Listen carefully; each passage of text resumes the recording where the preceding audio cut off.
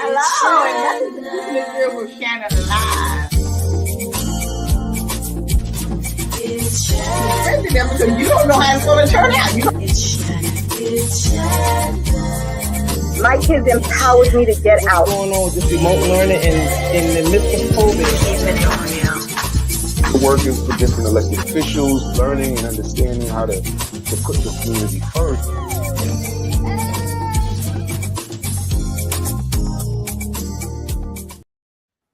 Hello, and welcome to the show. Welcome to Keep It Real with Shannon. How are you? Thank you so much for joining us tonight. Well, hello there, Dr. Vanessa. How you doing? Hello, Lottie. How are you? I'm so excited for tonight's guest. Yes, we are talking about autoimmune diseases, which a lot of people have, and people don't know they have it. And then people that do have it, you know, how they're dealing with it. So I'm excited that I have a special guest can tell us, you know, about this autoimmune disease. So let's bring her on. Absolutely. Our special guest tonight is Reverend and filmmaker Tamara R. Jackson. She holds a dual master's degree from Princeton Theological Seminary and Rutgers University, respectively. She made her creative mark as a poet on many stages at venues in the New York City metropolitan area, as a solo performer, and as a member of A Touch of Reality in the late 1990s, opening for The Last Poets. She is an author of various spoken words, CDs, and literary work, including the poetry collection compilation. In 2020, she stepped out on faith. She took a leap out on faith by applying to 5 short project film mentorship program to learn about the arts of filmmaking.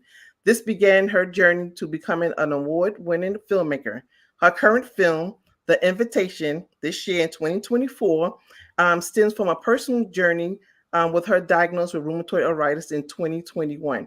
It is a documentary that focuses on women living with autoimmune diseases and the choices they have made to thrive in sparkling conversations with audiences and inspiring those living with autoimmune diseases, as well as those supporting loved ones with such diagnosis.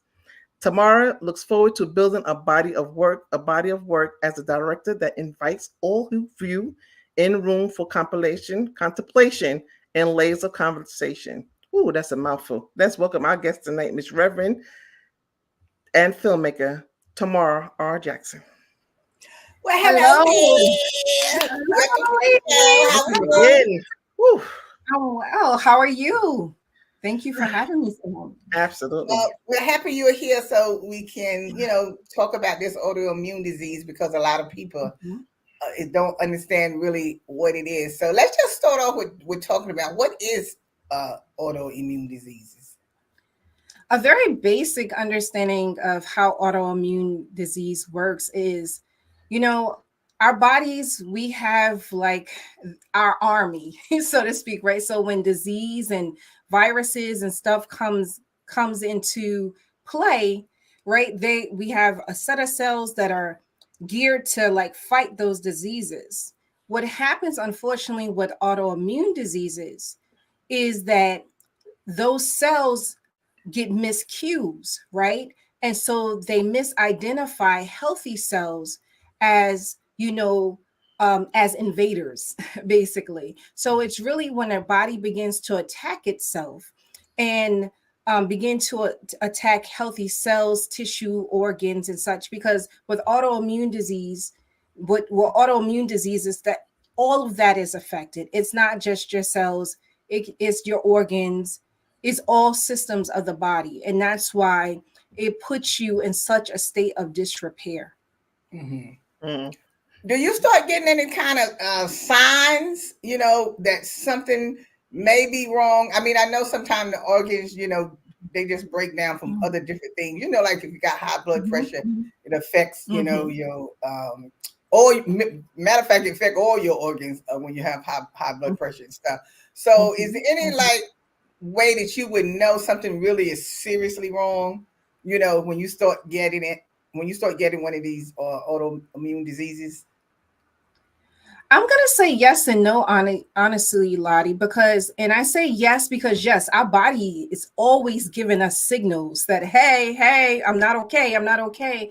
But I think in the hustle and bustle of our day and our lives and, you know, kind of the various hats that we wear, we miss those cues. And so usually when we finally get the SOS, oh snap, something is wrong, it's something major. It's okay, I can't move.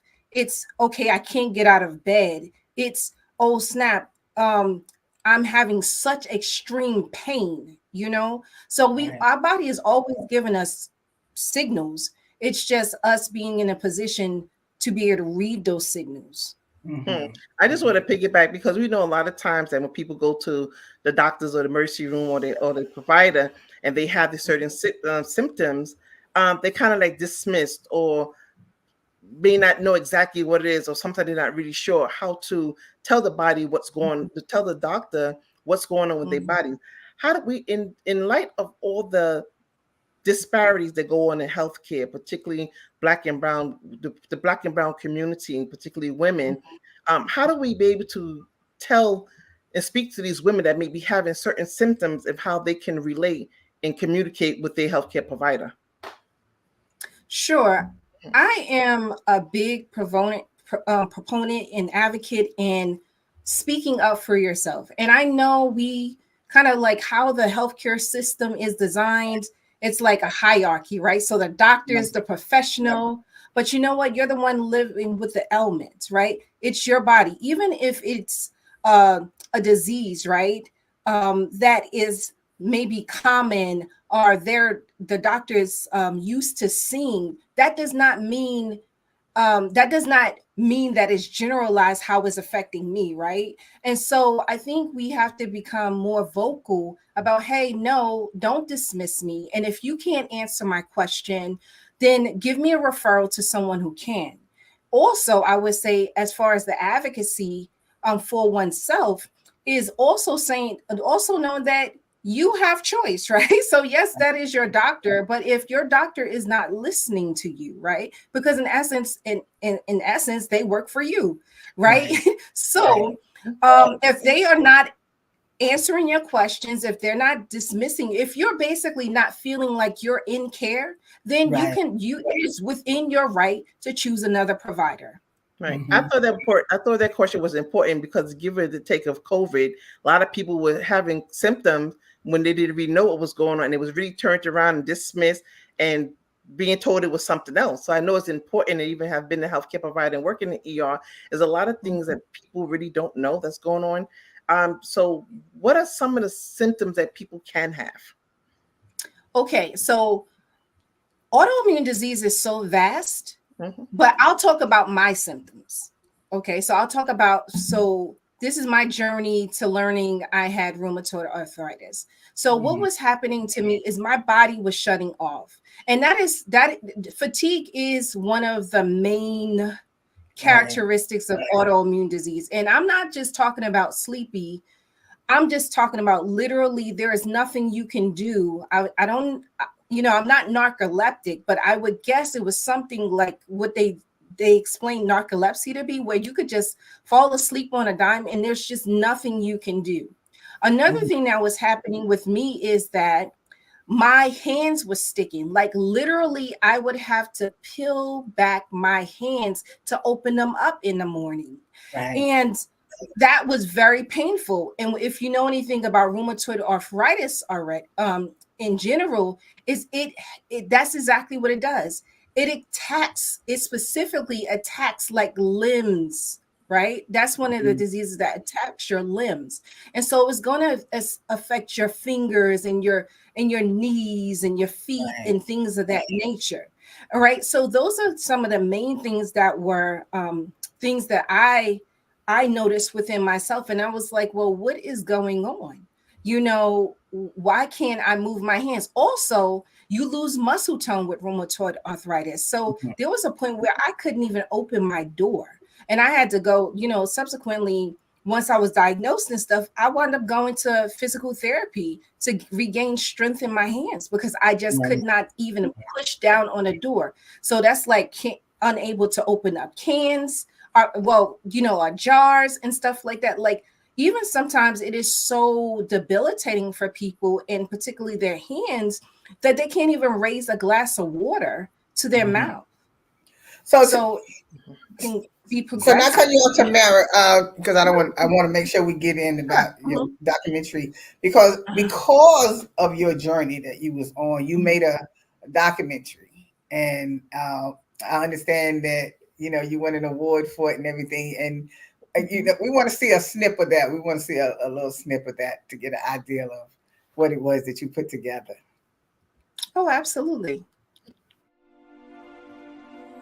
I have 4 autoimmune diseases. First one I discovered when I was diagnosed when I was 12. I don't even know that I'm on a road to diagnosis, if I'm going to be honest. I've had several medical issues and emergencies.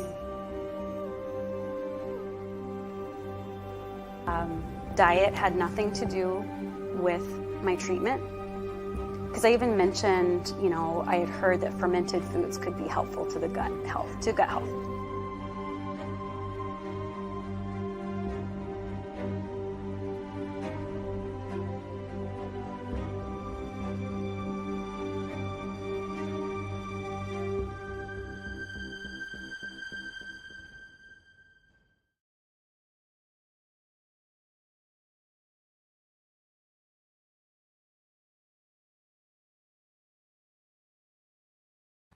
Yes.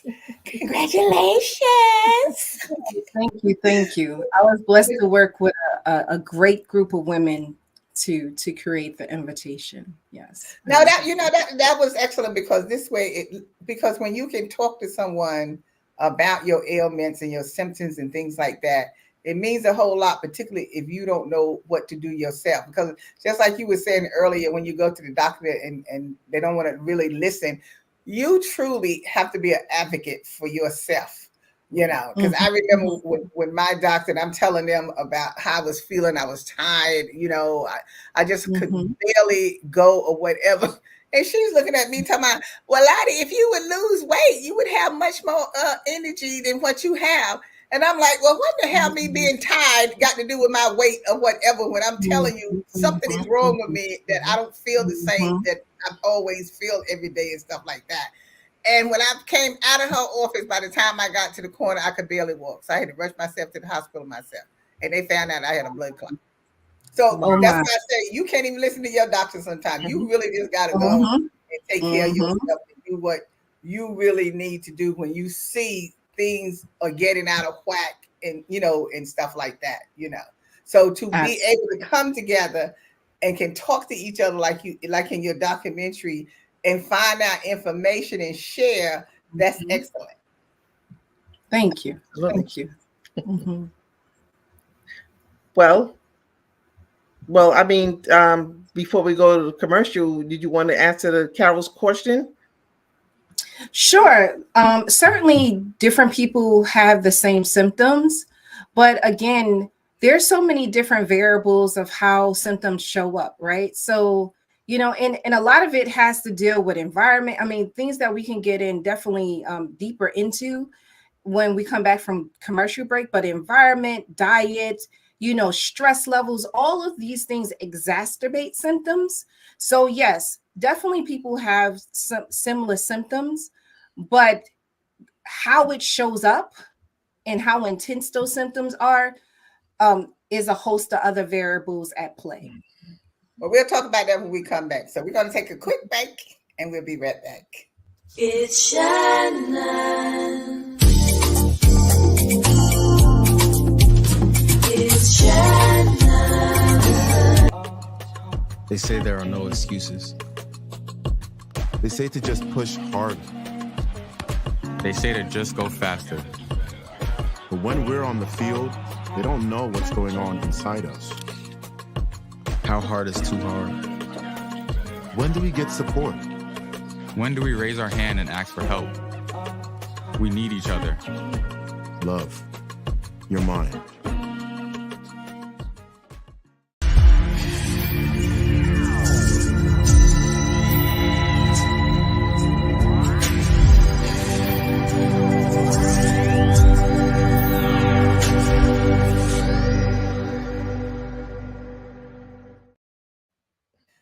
thanks for joining us today. And we'll having a conversation with our special guest, Mr. Reverend Tamara Jackson. So, Tamara, before we went to break, I wanted to ask you, like, when we're having these, when people are having these types of symptoms, and like you realized when you were diagnosed and you found out what you had, like, what did you do? Did you change your diet? There's certain things you can't eat, you know.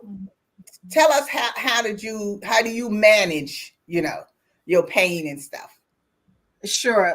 Can I just backtrack a little bit? So first, I want to let everybody know it takes on average about 3 years or more to be diagnosed. So it's a long road to diagnosis itself. And you're changing doctors most likely in that time frame. And usually the doctors that diagnose autoimmune diseases are either rheumatologists or endocrinologists, right? They are the ones that have that specialized. So I know we spoke about doctors, and I just want to be fair to medical professionals.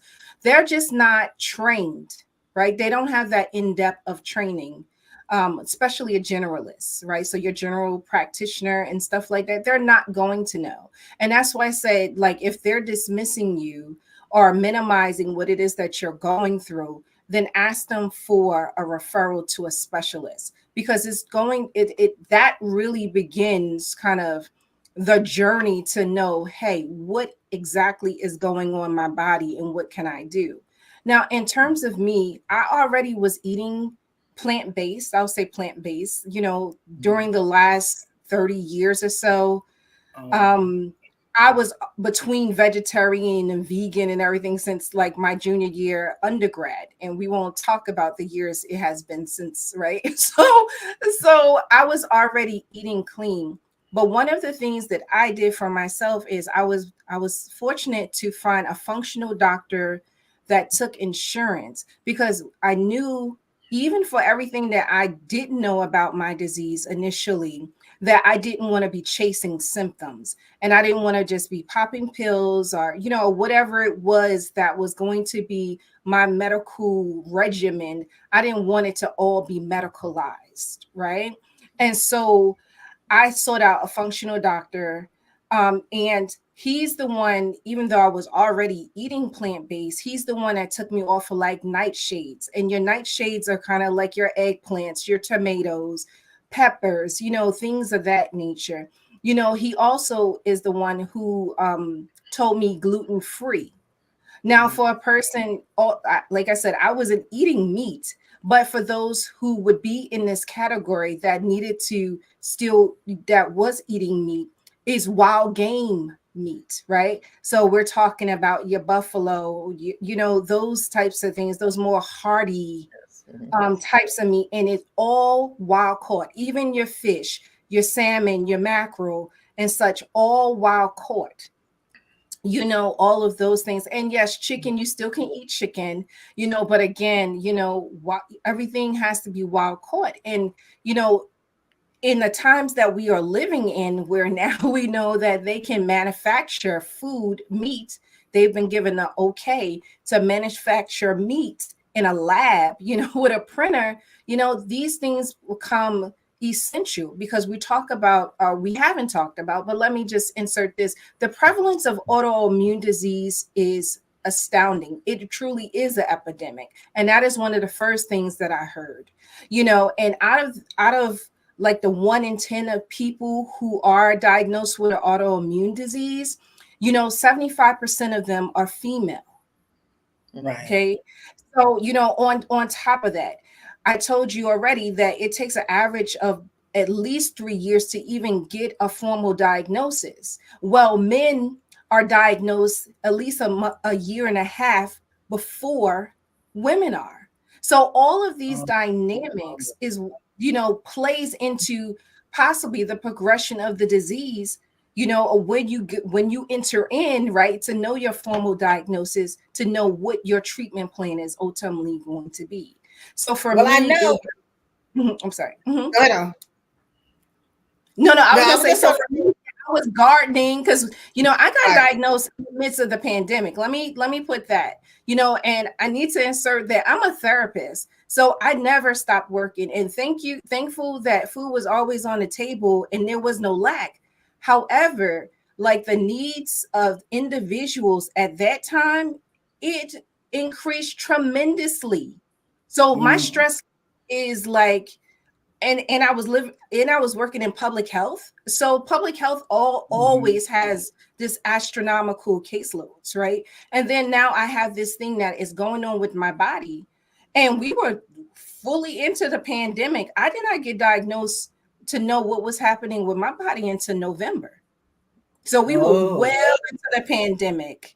We were well into the pandemic. And I had been doing testing before we even went down into a lockdown. So I part of kind of to my own mental health, right? Not even a physical health. I had started gardening, you know, things of that nature, because hey, I could do that in solitude. So these are some of the things that I did, Lottie. I started gardening. When we opened back up, I have taken classes at farms because fermented foods is really good for autoimmune disease across the board, because we're talking about gut health, you know, probiotics and those prebiotics and stuff like that. So things like sauerkraut and stuff like that. You know, I learned how to do those things for myself, making tinctures and stuff like that. So yeah, just really taking control over what I could control. So I wanted to add to Mary. I would, because I know, you know, when you have arthritis and stuff like that, because I have arthritis and stuff, that one of the main things, like you said, with the meat is not to be eating red meat. That red meat really causes the, you know, the pain to be more, you know, serious when you eat all that red meat. You really should just kind of get off the meat, period, if you can, but definitely red meats and stuff like that. And you know, just kind of stick to vegetables and not all this. You know what they say, the Mediterranean diet. I was gonna say the Mediterranean diet. Right. Yeah. At least minimize it. At least minimize it, because you can't tell meat eaters don't eat meat. So you gotta. Yeah, that's why I said no. That's why I said no. Not telling them. No, but what I'm saying is not tell them they can't eat meat. But what I'm saying, look, when them fingers get where you got to separate them and pull them apart and all that kind of stuff, you don't want to eat no meat. But that's what that's too serious, particularly if you know that's what's going to make you hurt even more. Okay, I've been eating meat all my life. That's what we was raised off of. But let me tell you, when something happens and that pain hit, you don't have no problem kind of distancing yourself, you know, from what mama and them did. But sometimes it's for the moment, right? To the pain go away. Sometimes it's for the moment. But I want to ask, you know, we know that there's a numerous over 50, 80, 100 autoimmune. Yeah, over 100. Yeah. And the thing is, we know there's not one size fit all. But how does this disease, whether diagnosed or undiagnosed, impact the family life? Oh, that is a great question. So I'm going to say chronic illness. So autoimmune disease, which is chronic illness, you know, but when we're talking about any chronic illness, know that it's going to impact relationships across the board. That's across familial relationships. That's friendship relationships. That's, you know, whatever relationship, whatever kind of ship you can have, know that it is going to impact it, because some people are going to understand that you just don't have it, and some people are not. Some people are going to be able to walk with you through this journey, and some people are not. It just is what it is. And one of the things that I really encourage individuals who are living with autoimmune disease, there is already grief in, hey, I cannot do what I used to do. There is going to also be grief in the friendships, in the relationships that will fall away. But know that you can't fight for your life and fight people at the same time. Exactly. And I know that is a bold statement, and I know that is a strong statement, but it is true. If no other time in your life that you chose you, or you have permission to choose you, choose you. Because autoimmune disease, what has not been said, unequivocally, not only can it be debilitating, it can take your life. No ifs, ands, or buts about it. It can take your life. And so it is not something to play with.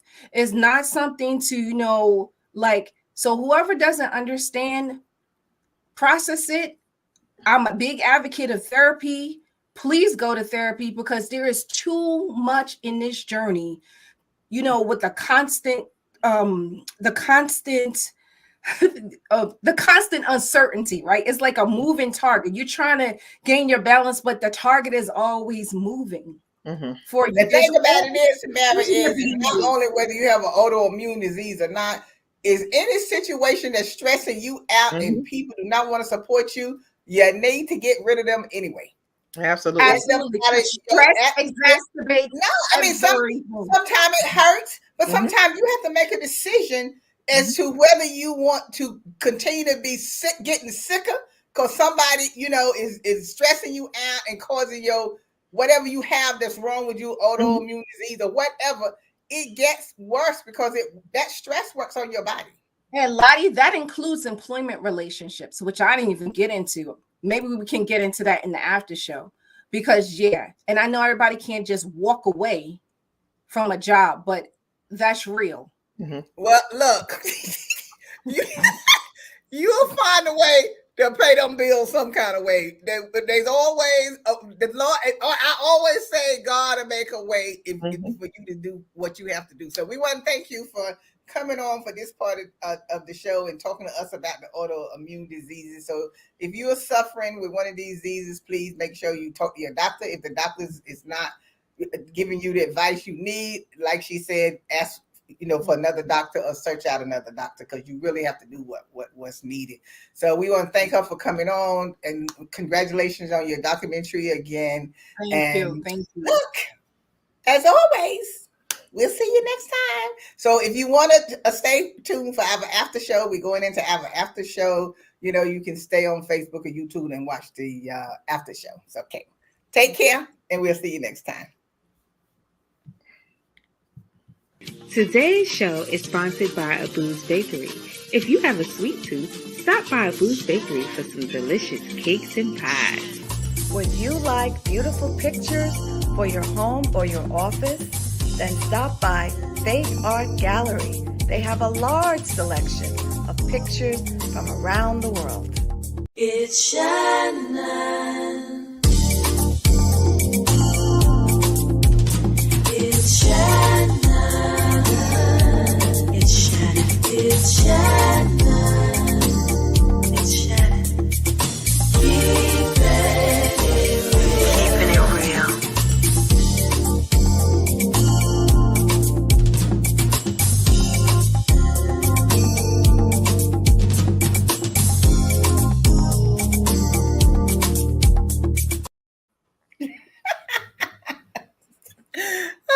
Thank you for staying around for our after show. We was talking about autoimmune diseases today, and our special guest was the Reverend Tamara Jackson. Before we had closed out the first part, Ms. Jackson, you was talking about the employment if you have a stressful job and you have an autoimmune disease, what should you do? I mean, well, I wouldn't stay there until they took me out on the stretcher.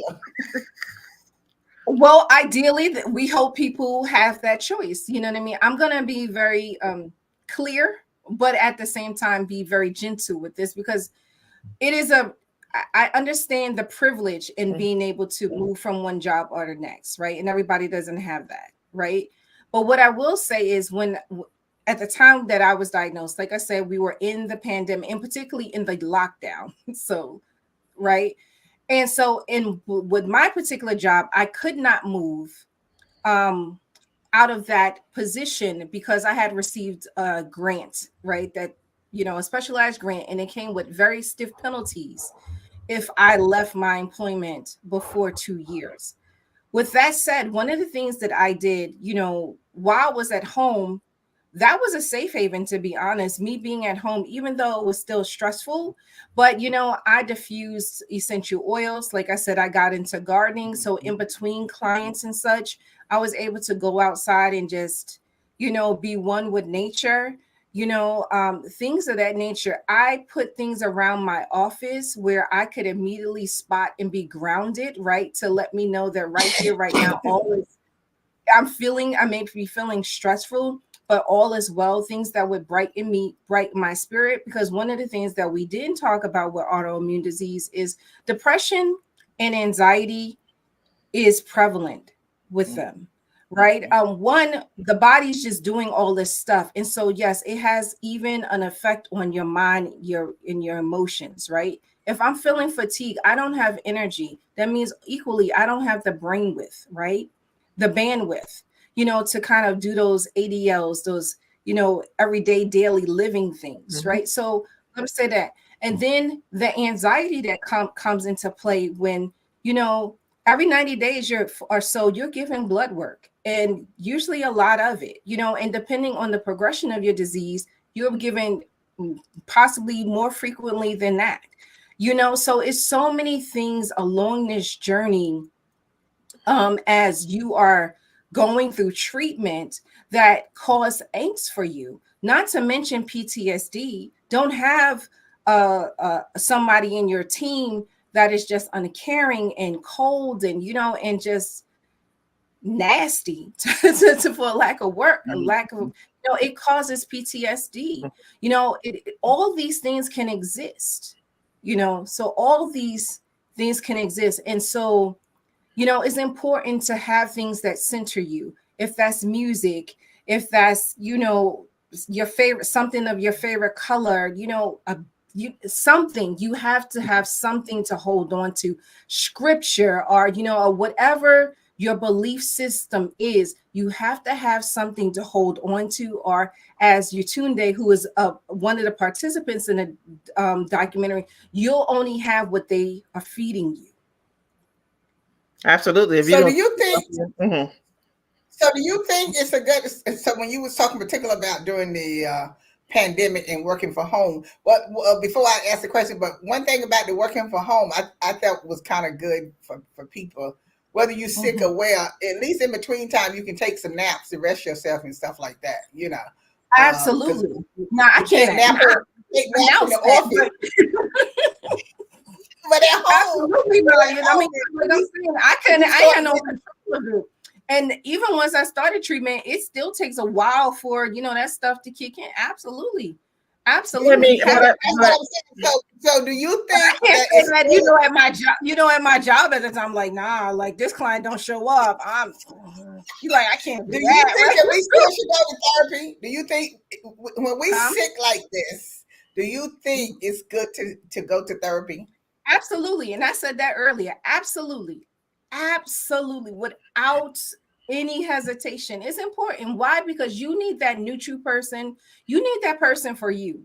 I'm not saying, again, because we talked about a little bit about relationship dynamics. I'm not saying people are not going to ride with you, because you will find your community, even if it's not the people that you think is going to be there. You will find your community eventually.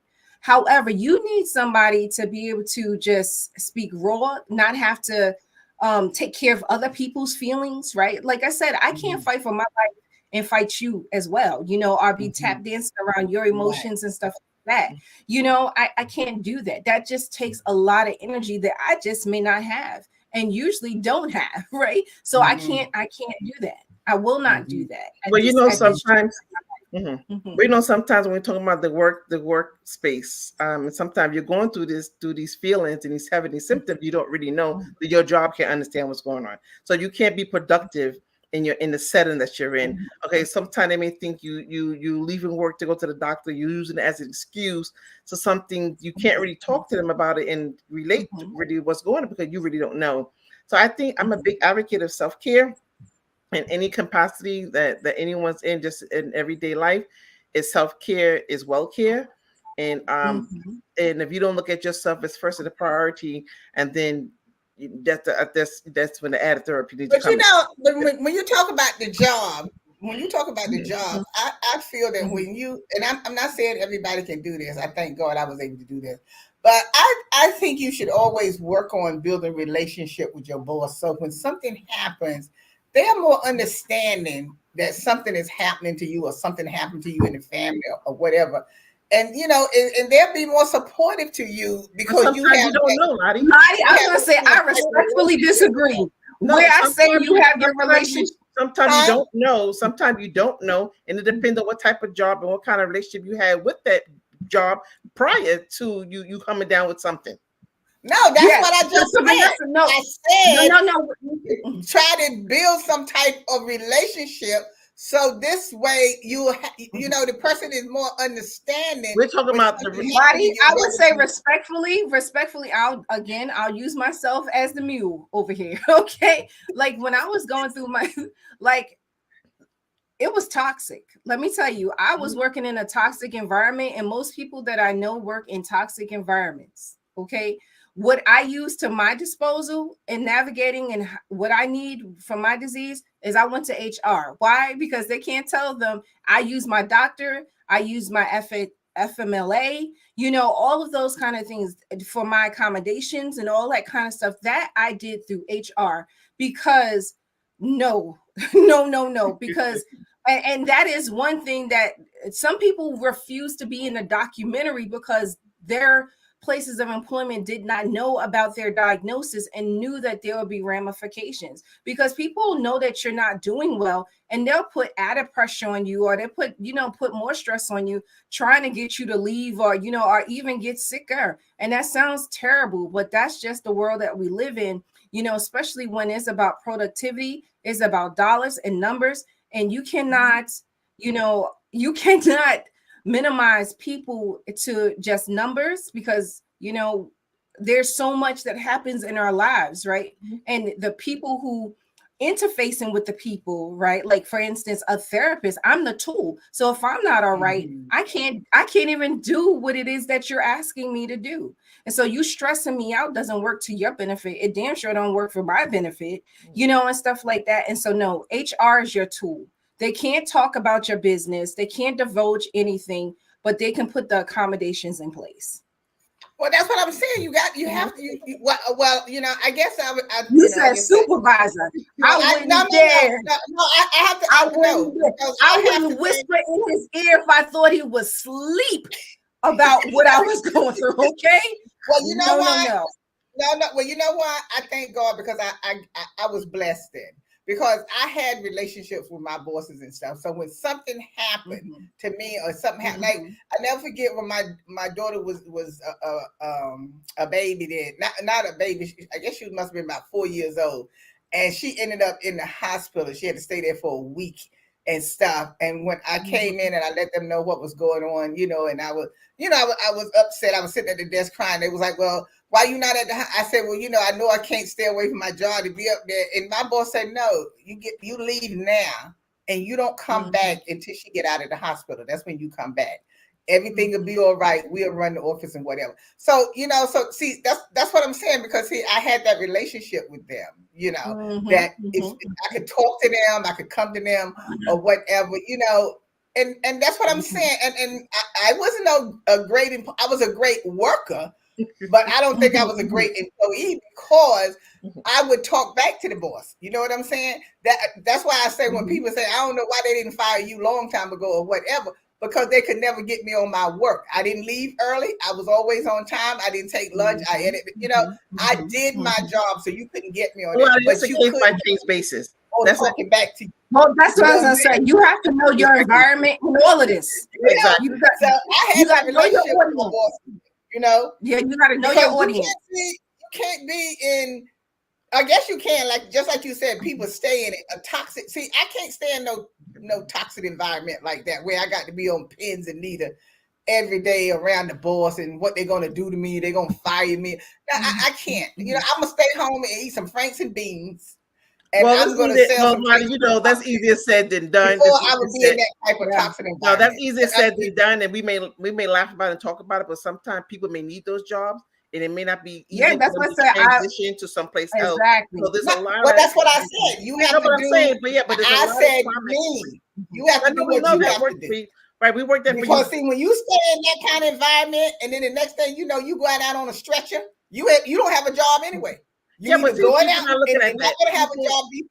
But the climax of things, Lottie, the climax of things, the people are trying to make it work, make the best of things, and maybe in the process, they're looking for another outlet, right? To transition. Exactly. Exactly. That's why they have something that can ground you, because you can't always move. You cannot always move when you want to move. That is being able to move when you want to move. That is a privilege. That is a privilege. Well, anyway, we're not going to resolve the situation tonight. I guess it boils down to the individual person has to do what's good for them. You know, what works for them. You know what I'm saying? Because it's your mind and it's your body, and I guess you know how much your body can take. So, I appreciate. I don't even know if they know how much their body can take, Lottie. What I will say is, I'll go back to something I said during the regular show. Like, ultimately, we have choice, right? And you know, being diagnosed with an autoimmune disease is less than ideal. Having a chronic illness of any type is less than ideal. But, and this is why my documentary is called The Invitation, is because it does invite you to pause and really evaluate what you want, you know, what is healthy and wholesome for you, you know, what that looks like, you know, and that's people, places, and things, not just what's going on in your body, because now you're in this whole other fight, and you don't know what's around the corner at any given moment, you know, and so really my energy has to be there.